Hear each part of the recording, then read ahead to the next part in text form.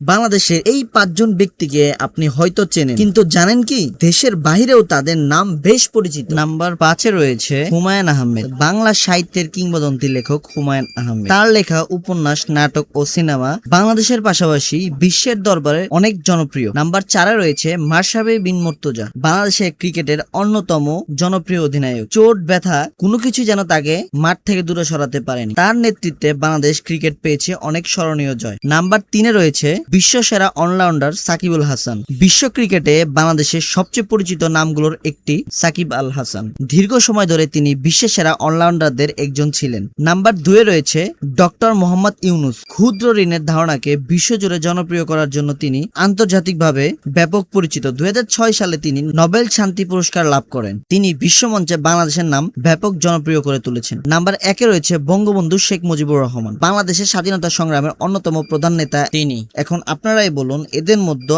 আপনার মতে বাংলাদেশের সবচেয়ে বেশি পরিচিত ব্যক্তি কে? অবশ্যই কমেন্ট করে জানাবেন।